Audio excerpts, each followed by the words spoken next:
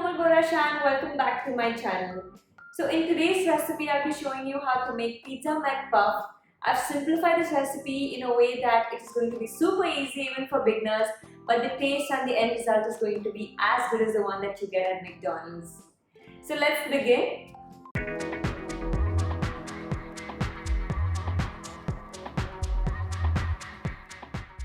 So we're going to start preparing the dough first. For that, I'm going to sift in 2 cups of Maida or all-purpose flour.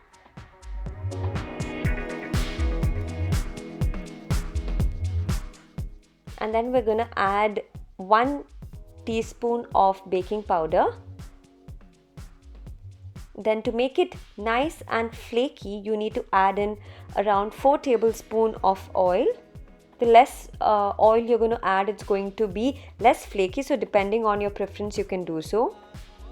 I'm going to add some salt and I'm going to pinch everything together. Once we're done with that, we're going to start adding cold water and we're going to bring everything together. Remember guys, we need a soft dough for this, so add water accordingly.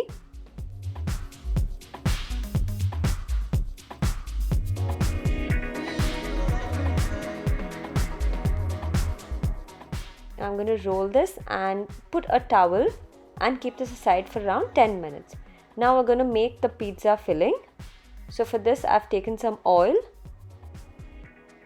adding chopped onions,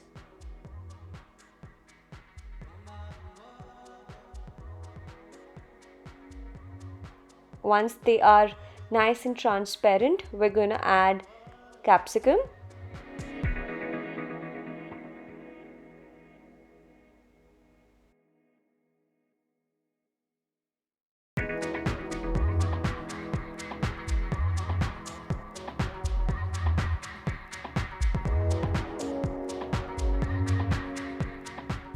adding boiled corn, and now I'm going to add Viva's pizza and pasta sauce. You can even use homemade pizza. I will leave the link to the recipe that I have made. You can check that out, but trust me guys, even this brand's pizza and pasta sauce is amazing. Okay, after this I'm adding some ketchup and some red chili sauce. You can go easy with the red chili sauce if you don't like it that spicy.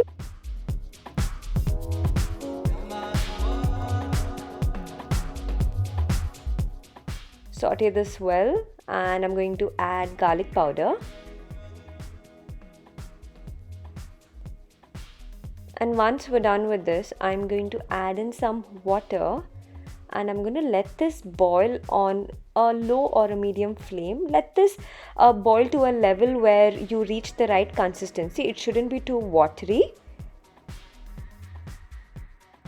And after 4 to 5 minutes, you can see the sauce has become comparatively thick and it's the perfect consistency. So I'm going to take it off the flame. And coming back to the dough, our dough has been rested well and I'm going to start just kneading a little to bring it all together.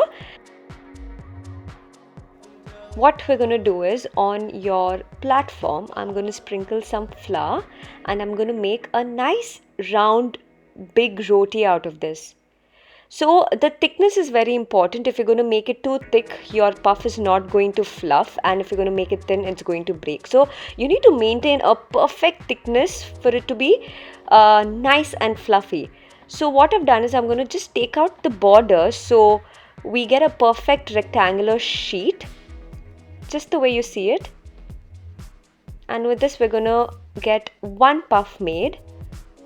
Like this I'm going to follow and make around 6 to 7 sheets. And after this I'm going to add some mozzarella diced cheese. You can use any cheese of your choice and you can add in more cheese, you can reduce the cheese, it's totally up to your preference. Okay, now since our filling is ready and our sheets are done, I'm going to start placing it in the middle. Don't go at the edge because you want it to stick the upper part on top of this. So once this is done, I am going to take in some water and I'm going to go at the edge so you can stick the other sheet on top of it. You see guys how I'm just putting water at the edge. Don't worry if you've got extra sheet, you can always cut it. Okay, now I'm going to take the other sheet and I'm going to place it on top of it.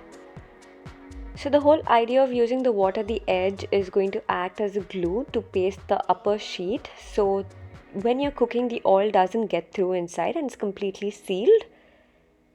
And don't worry about the edges. If they're extra, you can always cut it out. So all you have to do is just stick the edges and secure them, and I'm going to repeat the process now. And now, just to make a puff like pattern, I'm going to take a fork and I'm just going to press this against it so you get these lines. And what we're going to do is we're going to repeat it for all the other puff, and we're ready to fry them. So in a pan I've taken some oil, and when your oil is nice and hot, I am going to start frying these.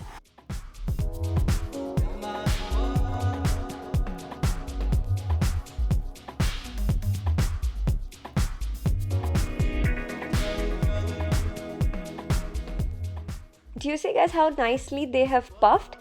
So like I told you, when you're making the dough, number one, adding baking powder is important, and number two, the thickness of the sheets that you're making is also very important. So make sure you're doing that right. And with no doubt, you're going to get these super fluffed puffs ready. And we're going to wait till it reaches a nice golden brown color. And our McPuff is ready. Trust me guys, it is super flaky from the outside and extremely juicy from the inside. And this recipe is for all those McPuff lovers who wish to make this awesome recipe at home. And if you enjoyed watching this video, don't forget to like, share and subscribe to my channel. And if you are new to my channel and if you haven't seen my previous videos, I'm going to leave a link to these videos where you can sit and enjoy watching them.